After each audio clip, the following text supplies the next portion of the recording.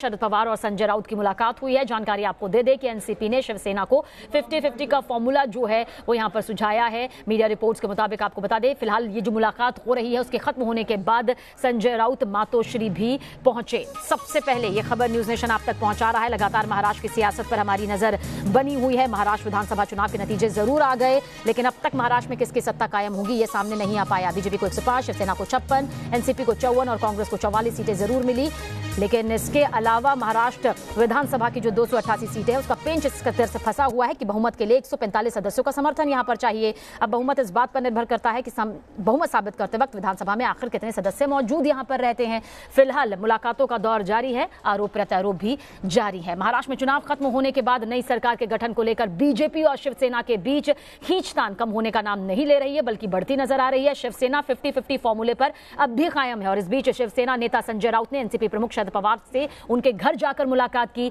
शरद पवार से मुलाकात के बाद संजय राउत ने यह भी कहा कि पवार देश और महाराष्ट्र के वरिष्ठ नेता है, वो राज्य की मौजूदा राजनीतिक हालात को लेकर फिक्रमंद हैं। देश के महाराष्ट्र के बड़े नेता है, मार्गदर्शक है सबके। उन्हें भी चिंता है कि राज्य में अब तक सरकार क्यों नहीं बन रहा है, राज्य में अस्थिरता है। वो चिंता उन्हें भी जताई बातचीत में। थोड़ी बातचीत हमारी हो गई है, आगे की बात आगे सोचेंगे।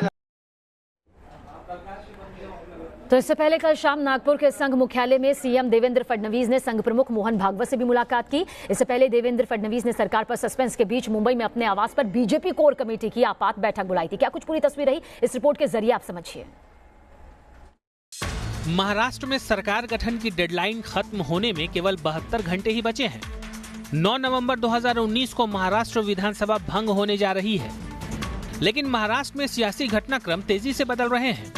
तस्वीरें नागपुर में संघ मुख्यालय की हैं, जहां मंगलवार देर रात सीएम देवेंद्र फडणवीस संघ प्रमुख मोहन भागवत से मिलने पहुंचे। जानकारी के मुताबिक संघ कार्यालय में इस मुलाकात के दौरान संघ के कार्यकारी प्रमुख भैयाजी जोशी और दूसरे पदाधिकारी भी मौजूद रहे, लेकिन अपना पत्ता बिना खोले ही देवेंद्र फडणवीस संघ मुख्यालय से वापस चले गए।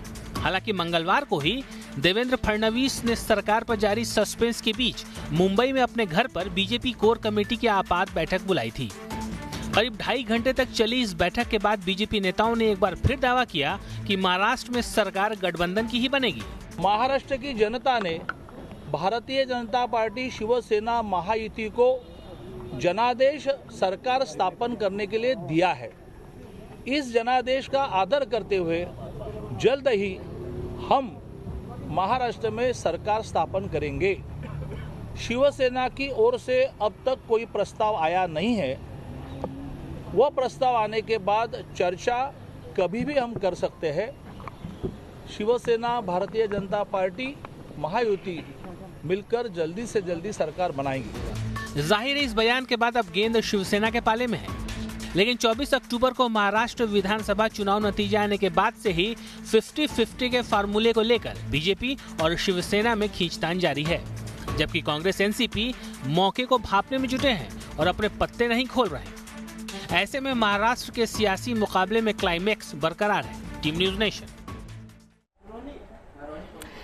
और सुभाष हमारे संवाददाता ज्यादा जानकारी के लिए हमारे साथ मौजूद है। सुभाष, आपसे महाराष्ट्र की सियासत को लेकर यही समझना चाहेंगे कि जो मुलाकात यहाँ पर संजय राउत और शरद पवार के बीच हुई है, जिसमें महाराष्ट्र और देश का वरिष्ठ नेता कहते हुए नजर आ रहे हैं संजय राउत, सीधे तौर पर कहा जा सकता है कि ये जो बयान यहाँ पर सामने आ रहे हैं वो रिश्तों को और तल्खी दे रहे हैं शिवसेना और बीजेपी की।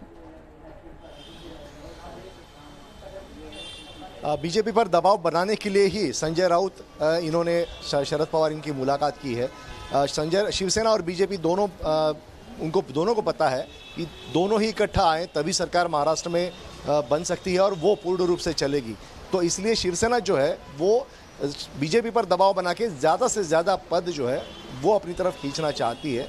हालांकि जो शीर्ष नेता है बीजेपी के वो अभी तवज्जो नहीं दे रहे शिवसेना को, और इसलिए शिवसेना थोड़ी सी तिलमिला गई है और इस तरह के मीटिंगों का दौर चल रहा है। थोड़ी देर में शरद पवार भी मीडिया से मुखातिब होंगे यहीं पे मुंबई में, तब हमें पता चलेगा कि असल में संजय राउत और शरद पवार इनके बीच में क्या हुआ है। दूसरी तरफ मैं आपको बताऊं कि आरएसएस के सूत्रों ने जो हमें बताया उसके मुताबिक आरएसएस यही चाहती है कि शिवसेना और बीजेपी दोनों मिला के सरकार बनाए।